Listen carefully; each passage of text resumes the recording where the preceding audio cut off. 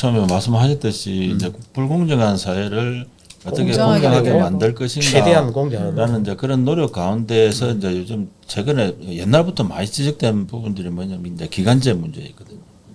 이게 그 각 지방자치단체의 뭐 출자 출인 기간이라든지 지자체 자체에서 이제 이 기간제를 이제 많이 이렇게 채용을 하죠. 채용을 하는데 이제 관련 자료들을 찾아보니까 상당히 좀 이 부분에 대해서 문제가 일어났던 지역들이 한두 군데가 아니더라고요. 그 뭐 사실 이게 사람들이 기간이 짧다라고 생각하니까 뭐 요 정도쯤은 이렇게 생각하는 것 같아요. 그리 생각할 수도 있는 것 같아요. 그래서 이제 이게 기간제는 사실 그 연령 제한 같은 게 사실 잘 지금은 없게 돼 있습니다. 그 분야에 따라서 네.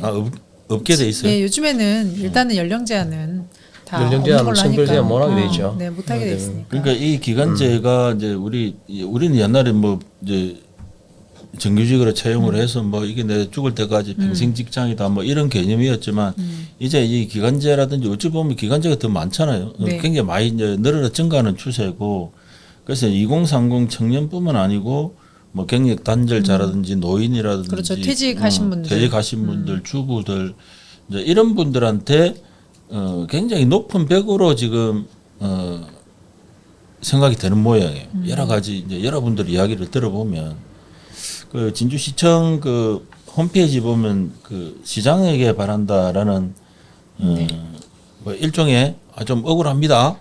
뭐 이런 것들을 좀 신문고 역할이죠. 신문고 역할을 하는데 이제 거기에 보면 이제 이게 1월달 시간은 좀 많이 지났어요. 시간 많이 지났는데 이제 1월달에 어떤 분이 이제 올린 글인데 대충 내용이 그런 것 같아요. 진주시 기간제 근로자 그 유등 전시관 채용의 서류를 내러 진주시청 관광진흥과에 갔는데 접수처 안쪽에 팀장, 과장급의 사람들이 대화를 하기를 내가 이번에 아는 사람에게 지주성산마을 기간제 근로자 채용의 질문을 알려줄 테니 지원을 해보라 해도 안 한다더라.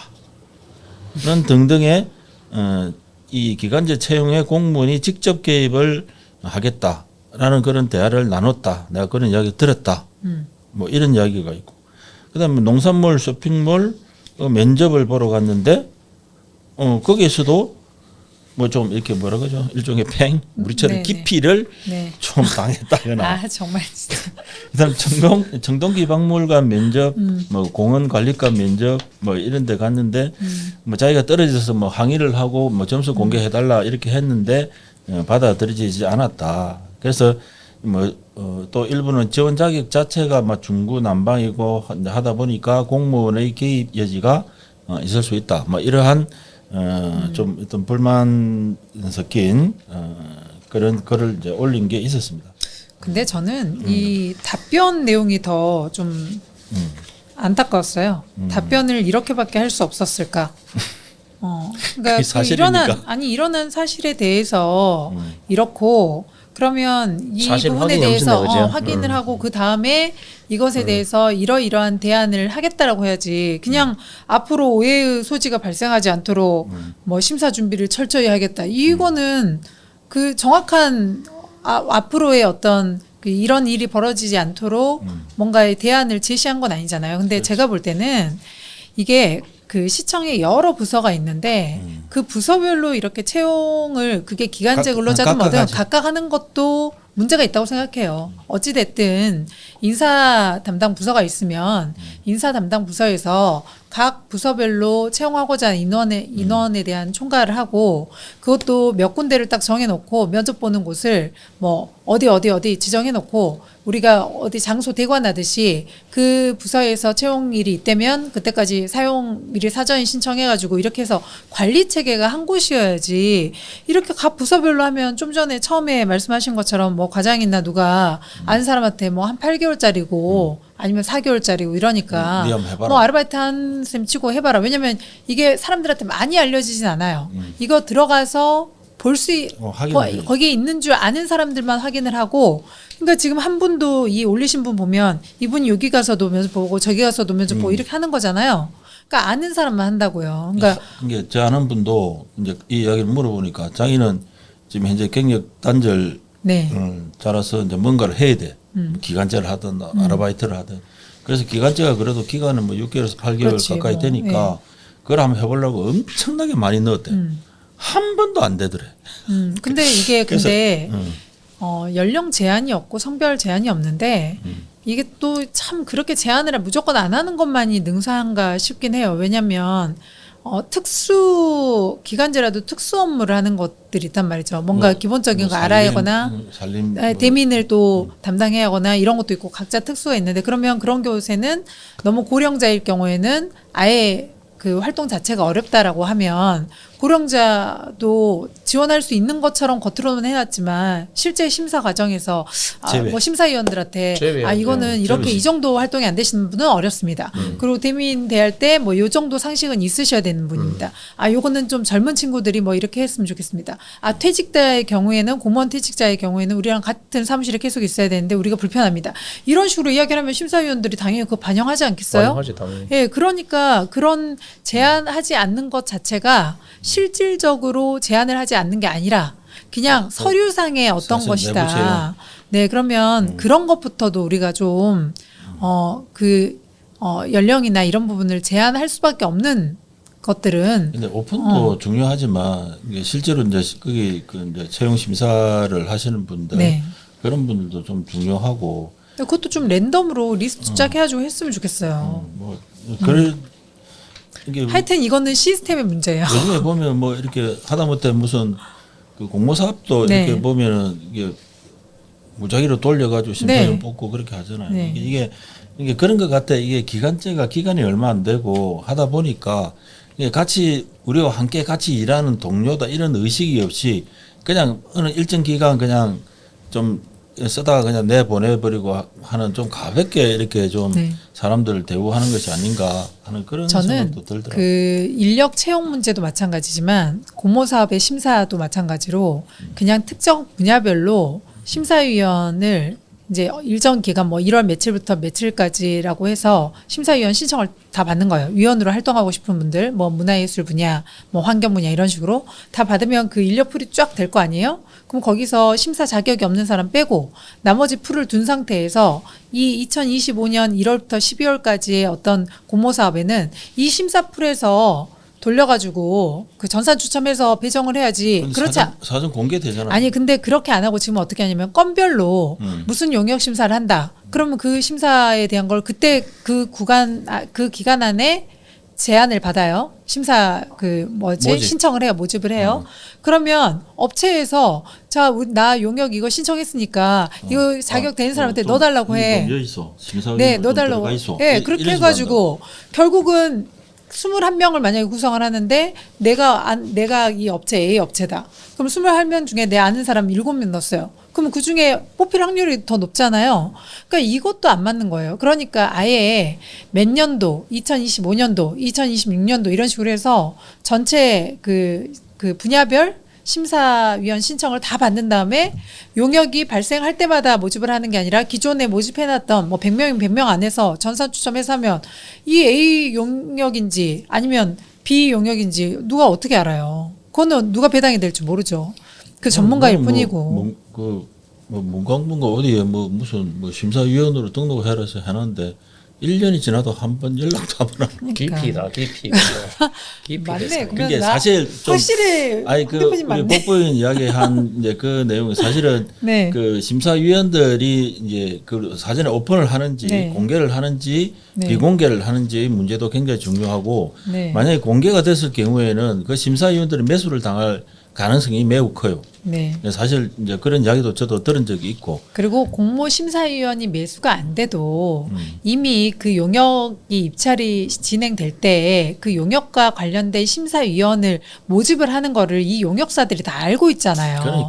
그러니까 자기가 용역 입찰에 참여하면서 바로 심사위원 요 기간에 모집하니까 해달라고 그 정보를 이미 알고 있는 거죠. 그건 다 오픈돼 있으니까요. 찾아보면 바로 그런 나오는데. 사례가 최근에 이제 언론에 하나 나왔는데 네. 경남 경찰청에서 그 LH 네. 심사위원회 금품을 준 업체 관계자 2명이 구속이 됐답니다. 받은 사람 괜찮고? 예? 받은 사람 괜찮고 심사위원들? 아니 이제 받은 사람도 안 되죠. 받은 사람도 이제 그걸 이제 벌을 받아야죠. 네. 그래서 설계 이제 심사위원들에게 금품을 제공한 설계업체 관계자 그리고 금품을 받은 대학 교수 심사위원이 네. 무더기로 검찰에 송치가 돼. 근데 이게 이건- 비일비재한 거예요. 이거는 그러니까 구조가 잘못된 거라니까요. 그때 심사위원을 모집하는 그 구조. 그리고 이런 심사 같으면 빤할 거 아니에요. 누가 심사위원이 될지. 그게 이제 공개 대부분 이제 내부 공개가 돼버린다는 게 문제가 될 수도 있고 시험을 치지 않는 한 또 대통령 이야기 하려고 그러죠. 또. 시험을 치지 않는 한 늘 있던 문제고 앞으로도 계속 있을 겁니다. 이 문제. 그러니까 이 기존의 시스템을 바꿔야 된다고요. 기존 거 가지고는 계속 발생될 수밖에 없어요. 왜 미국에는 로비스트가 있을까? 예? 정식 등록된 공인된 로비스트가 있잖아. 로비스트가. 그래서 아휴, 참. 좀그 우리 뭐 몽돌 성님처럼 이제 우리 사회가 만약에 공정하지 못한 사회라 하면 이런 사건들을 계기로 좀 더 공정한 사회로 나아갈 수 있는 그런 계기들을 누가 마련해도 마련을 해야 되고 이게 문제라면 반드시 그에 대한 합당한 처벌도 있어야 할 것으로 보입니다. 지향할 뿐이다. 근데 공정 정말 사회를 황당해요. 지향할 뿐이다. 지금 시대가 어느 시대인데 심사위원이 돈을 받고 그것도 공공기관에 아니, 그래도 용역 심사하면서 비일비재한다니까. 아, 비일비재하고 저는 안 밝혀졌을 뿐이지. 안 밝혀- 나는 이건 비일비재하다고 빈산의 일각이라고 생각해요. 빈산의 24일 날 일각이라고 그렇게 비가 오는데 비를 맞고 그 각 기관 청년 문화 확산하겠다고 슬로건 발표하고 이랬는데 참 이게 또 뭔 지자라. 짓이냐. 또 지자라. 아니 이게 그날 뭐- 참 그게 이러면 도대체 우리의 그런 노력들이 무슨 의미가 있나 이런 생각이 든다는 거죠. 그게 자괴감이 든다니까요. 비일비재하고 그러면 이게 청렴 이제 활동 잘하세요. 이런 게 없다면 경찰과 검찰이나 뭐 우리 그죠 이게 필요 없는 세상이 오지. 그래서 네. 2020년도에도 그 진주시에서 일하고 있는 기간제 근로자가 좀 처우가 너무 열악하다. 그래서 개선을 해야 된다라는 이제 그런 이야기들도 나왔고, 그 다음에 뭐 전 시의원이죠. 재상희 시의원 같은 경우에는 이제 공무직 채용 처우에 관한 조례 제정이 시급하다. 막 이런 식으로 이 문제에 대해서는 지속적으로 이야기가 되어 왔습니다. 그냥 단순히 한 몇 년을 뛰어넘은 지금 이러한 기간제 를 채용하는 과정에 있어서 어떤 문제점들이 이제 시민의 제보로 이렇게 이제 드러나는 것이고 네. 하는 부분이기 아니 때문에 근데 저 얘기를 정도 되면 생각과 좀 수사를 해야 달라요, 되는 거 조금. 아니에요? 네? 저 정도 되면 답변을 뭐 앞으로 이렇게 조치하겠습니다 이게 아니라 그렇지. 수사를 해야 되는 거 아니냐고요. 그게 지금 기간제 채용 이 부분 전반적인 좀 이게 그러니까요. 수술을 좀 해야 돼. 근데 저는 또 다른 생각을 좀 이와 좀 다른 맥락을 갖고 있는데 우리 사회가 이 기간제 특히 파트타임 근로자에 대한 이 개념이 좀 부족해요. 우리 전체가 우리 사회가 미국 같은 경우는 우리 정규직이라 하는 거 한번 채용되면 영원히 가는 게 없잖아요. 그렇죠. 전부 파트타임이라고. 다른 데도. 그런데 우리 사회는 파트타임 이 기간제를 하면 비정규직인 것처럼 다 그렇게 여겨요. 그러다 보니 이런 문제가 생긴다고. 그런데 사실은 인식의 문제도 있고. 인식의 문제가 사회 전반적으로 그런데 그러다 보니까 비정규직이라 하면 좀 뭐 월급도 적게 줘야 되고 시간도 적게 주려고 그러고 그죠? 그런 문제가 있는데 전체가 사실은 파트타임제가 되는 게 어떻게 보면 아직 조금 아직 시기상조 아닐까? 그렇죠. 그런데 그게 그런데 이제 우리는 개인 역량보다 팀의 어떤 조직의 역량이 지금 조직의 역량으로 이 기업들이나 기관들이 움직이고 있기 때문에 아니, 대한민국- 이게 개개인 역량이 되지 않는 이상 그러니까 파트타임으로 그렇게 될 쉽지 수는 않을 없을 것 거예요. 같아요. 파트타임이 여러 개 이제 미국 같으면 여러 개 하죠. 그죠? 요 파트타임 몇이 그렇죠. 하고 요 이러는데 이런 사이단 말이죠. 우리나라는 이런 파트타임 하는 게 만들면 여기 들어가 뭐 한 달에 한 80만 원 빼면 못 만다. 그럼 최저임금보다 적잖아요. 그러면 이제 데모를 한다고. 그래서 시간을 늘려간다. 정규직 시키고 어?